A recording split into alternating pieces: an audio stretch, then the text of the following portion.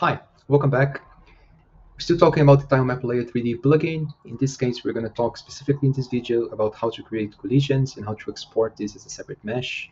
So select the TileMapLayer3D node, and then on the right-hand side or wherever you have your tile placer tabs, the one that comes default opened is the tileset tab where we do the tiling, but the next one is where we add collisions and also where we export the mesh. So the first thing you want to do if you want to create collisions is choose if you want to include or not include alpha. If you include alpha, aware, basically the setting, if you tick this box, the collision will try and basically ignore any transparency and not create collisions where you have transparency. If you do not have this box ticked, then it's basically just going to create for every single tile in there. It's not going to understand what is transparent or not, okay? In this level, I don't really have transparency, so all I have to do is make sure I'm selecting the right tile map layer 3D node and then click create collision. All right, we should have collision already working. I don't know if we can see the blue lines for collision, but anyway, we're going to play the scene and then you will see that this is going to work. We have a very simple cylinder here as our player, which will act just as like a very basic player controller so we can navigate around.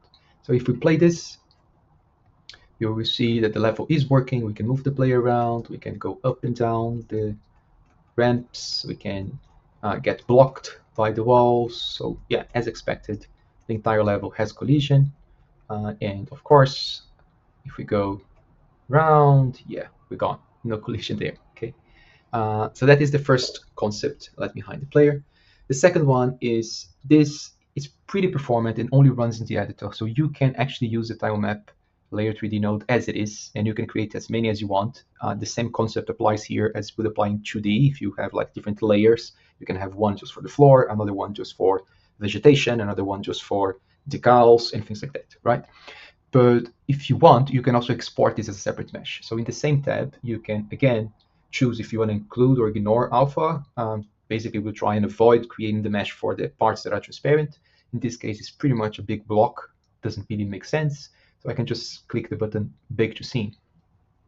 You will see that a new node has been created called TileMapLayer3D Baked. If we hide everything else in this scene, you will see that now we have this guy here, right? Now I'm going to move it to the left. Now I'm going to activate my tile map. So now I have them side by side.